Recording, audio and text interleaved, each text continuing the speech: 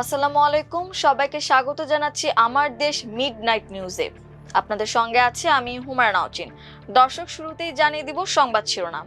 Iran থেকে গুরুতর আহত অবস্থায় পাইলটকে উদ্ধার করা হয়, জানালেন ট্রাম্প। হরমুজ না খুললে মঙ্গলবার হবে পাওয়ার প্ল্যান্ট ও ব্রিজ ডে, বললেন ট্রাম্প। পেট্রোকেমিক্যাল স্থাপনায় হামলার জবাবে বাহরাইন ও কুয়েতে হামলা, জানালো আইআরজিসি।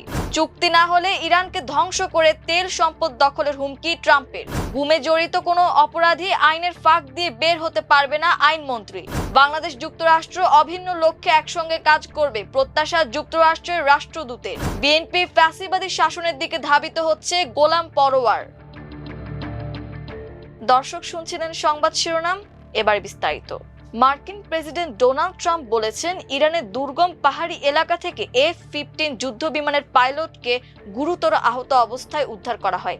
নিজের মালিকানাধীন সামাজিক যোগাযোগ মাধ্যম ট্রুথ সোশ্যালে দেওয়া এক পোস্টে তিনি একথা জানান। ইরানে গত শুক্রবার ভূপাতিত করা মার্কিন যুদ্ধ বিমানটি বিধ্বস্ত হয়। সেই বিমানে থাকা দুজনের মধ্যে একজনকে সেদিনই উদ্ধার করার কথা জানায় যুক্তরাষ্ট্র।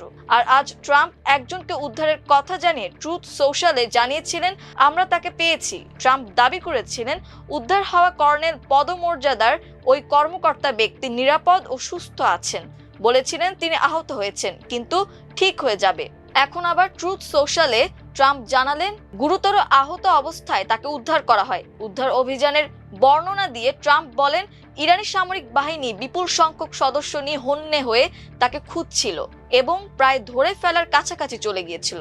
মার্কিন প্রেসিডেন্ট আরও বলেন, মানুষ এবং সরঞ্জাম উভয় দিক থেকেই ব্যাপক ঝুঁকির কারণে এ ধরনের দুঃসাহসিক অভিযান সাধারণত চালানো হয় না। এটি সচরাচর ঘটে না বললেই চলে। প্রথম দফার পর দ্বিতীয় দফায় এই অভিযান চালানো হয়। আমরা দিনের আলোতেই ওই পাইলটকে উদ্ধার করেছি, যা বেশ অস্বাভাবিক ছিল। উদ্ধারকারী দলটিকে প্রায় 7 ঘন্টা ইরানের আকাশসীমায় অবস্থান করতে হয়েছিল। যুক্তরাষ্ট্রের প্রেসিডেন্ট ডোনাল্ড ট্রাম্প হুঁশিয়ারি দিয়ে বলেছেন, হরমুজ প্রণালী বন্ধ রাখা হলে ইরানকে ভয়াবহ পরিস্থিতির মুখোমুখি হতে হবে। নিজের সামাজিক যোগাযোগ মাধ্যম ট্রুথ সোশ্যালে দেওয়া এক পোস্টে ট্রাম্প জানান, মঙ্গলবার হবে পাওয়ার প্ল্যান্ট ডে এবং ব্রিজ ডে, সব একসঙ্গে ইরানে। তিনি আরো বলেন, ইরান যদি দ্রুত হরমুজ প্রণালী খুলে না দেয় তাহলে কঠোর সামরিক পদক্ষেপ নেওয়া হবে এবং পরিস্থিতি ইরানিদের জন্য নরকের মতো হয়ে উঠবে। ট্রাম্পের এই বক্তব্য মধ্যপ্রাচ্যে চলমান উত্তেজনাকে আরো বাড়িয়ে দিয়েছে বলে বিশ্লেষকদের ধারণা। এর আগে ট্রাম্প হরমুজ প্রণালী খুলে দেওয়ার জন্য 48 ঘন্টার আলটিমেটাম দিয়ে বলেন, হরমুজ না খুললে ইরানে নরক নেমে আসবে। ইরানের Islamic revolutionary guard corps IRGC এক বিবৃতিতে দাবি করেছে, ইরানের জ্বালানি স্থাপনা ও সেতুতে হামলার প্রতিশোধ হিসেবে তারা বাহরাইন ও কুয়েতের পেট্রোকেমিক্যাল স্থাপনাগুলোতে হামলা চালিয়েছে। ইরানি গণমাধ্যমে প্রচারিত এক বিবৃতিতে বলা হয়, তেহরানের পশ্চিমে কারাস শহরের একটি সেতু এবং পেট্রোকেমিক্যাল শিল্পে যুক্তরাষ্ট্র ও ইসরায়েলের হামলার জবাবে এই আক্রমণ চালানো হয়েছে। আইআরজিসি আরও সতর্ক করে জানিয়েছে, যদি বেসামরিক স্থাপনায় পুনরায় হামলা করা হয় তবে তারা আরো শক্তিশালী ও ব্যাপকভাবে দ্বিতীয় দফা হামলা চালাবে। ইরানের অবকাঠামোতে সম্ভাব্য হামলার বিষয়ে মার্কিন সংবাদ মাধ্যম ফক্স নিউজকে দেওয়া এক সাক্ষাৎকারে আবারও কঠোর হুঁশিয়ারি দিয়েছেন মার্কিন প্রেসিডেন্ট ডোনাল্ড ট্রাম্প। তিনি বলেছেন, চুক্তি করতে রাজি না হলে ইরানের বিদ্যুৎ কেন্দ্র ও সেতুগুলো গুঁড়িয়ে দেওয়া হবে। ট্রাম্প বলেছেন, ইরান যদি দ্রুত কোনো চুক্তিতে না আসে তবে আমি সবকিছু উড়িয়ে দিয়ে দেশটির তেল সম্পদ দখল করার কথা বিবেচনা করছি। তিনি বলেন, শিগগিরই আপনারা দেখবেন পুরো ইরান জুড়ে সেতু আর বিদ্যুৎ কেন্দ্রগুলো ধসে পড়েছে। তবে এই চরম হুমকির মধ্যেই ট্রাম্প দাবি করেছেন, কিছু ইরানি কর্মকর্তা এখন আলোচনার টেবিলে রয়েছেন। সোমবারের মধ্যে একটি চুক্তিতে পৌঁছানোর ভালো সম্ভাবনা রয়েছে বলেও বিশ্বাস করেন তিনি। আইনমন্ত্রী আসাদুজ্জামান বলেছেন, ব্যারিস্টার আরমানের মতো বাংলাদেশের 700-এরও বেশি মানুষ গুমের শিকার হয়েছিলেন। তাদের মধ্যে আমাদের স্বরাষ্ট্রমন্ত্রী এখানে আছেন। স্বরাষ্ট্রমন্ত্রী যেভাবে গুমের শিকার হয়েছিলেন, মৃত্যুর প্রহর গুনেছিলেন প্রতিদিন, যেভাবে তাকে পার্শ্ববর্তী রাষ্ট্রে ডাম্পিং করা হয়েছিল, যেভাবে উনি বিচারের মুখোমুখি হয়েছিলেন এবং বাংলাদেশে ফেরত এসেছেন, এটা মনে করার কোনো কারণ নাই যে গুমের সঙ্গে জড়িত অপরাধীরা আইনের ফাঁক দিয়ে বের হতে পারবে। রোববার ত্রয়োদশ জাতীয় সংসদ অধিবেশনের প্রথম অধিবেশনে অষ্টম দিন ঢাকা 14 আসনের জামায়াত ইসলামী সংসদ সদস্য মীর আহমদ বিন কাসেম আরমানের এক প্রশ্নের জবাবে এসব কথা জানান আইনমন্ত্রী।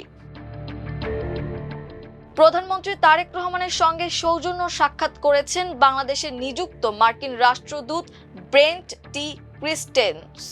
সাক্ষাৎকালে তারা পারস্পরিক স্বার্থ সংশ্লিষ্ট বিভিন্ন বিষয়ে আলোচনা করেন। রোববার দুপুরে প্রধানমন্ত্রীর সচিবালয়ের অফিসে এই সাক্ষাৎ অনুষ্ঠিত হয়।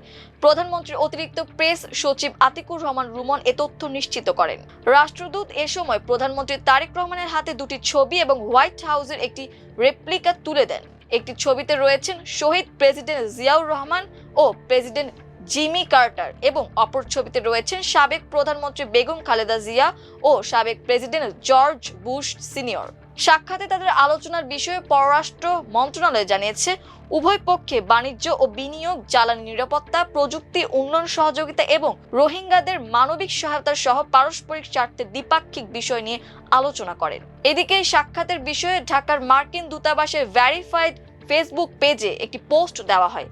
সেখানে রাষ্ট্রদূত বলেন, প্রধানমন্ত্রী তারেক রহমানের সঙ্গে অত্যন্ত ফলপ্রসূ বৈঠক হয়েছে। বাংলাদেশ ও যুক্তরাষ্ট্রের জনগণের কল্যাণে আমাদের অভিন্ন লক্ষ্যগুলো বাস্তবায়নে একসঙ্গে কাজ করার প্রত্যাশা করছি।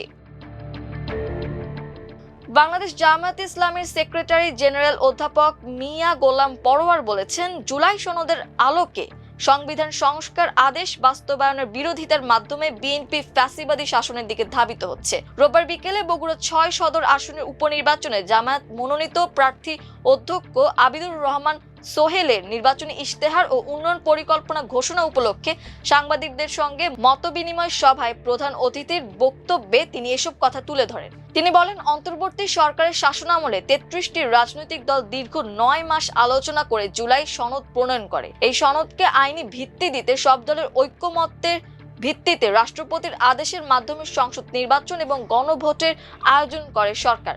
ঐক্যমত্য কমিশনের সিদ্ধান্ত অনুযায়ী 12 ফেব্রুয়ারির নির্বাচনে নির্বাচিতরা একই সঙ্গে সংসদ সদস্য এবং সংবিধান সংস্কার পরিষদের সদস্য হিসেবে নির্বাচিত হয়েছেন। এজন্য একজন সংসদ সদস্যকে দুটি শপথ গ্রহণ করার কথা, কিন্তু 2/3 সংখ্যাগরিষ্ঠতা লাভের পর বিএনপি সব ভুলে গেছে। তারা সংবিধান সংস্কার কমিশনের সদস্য হিসেবে শপথ নেয়নি। এখন তারা জুলাই সনদ বাস্তবায়ন আদেশের বিরোধিতা করছে। তারা সংবিধান সংস্কার আদেশ বাতিলের জন্য সংসদের প্রস্তাব করেছে। একই আদেশে অনুষ্ঠিত সংসদ নির্বাচন মেনে সরকার গঠন করলেও গণভোট মানছেন না।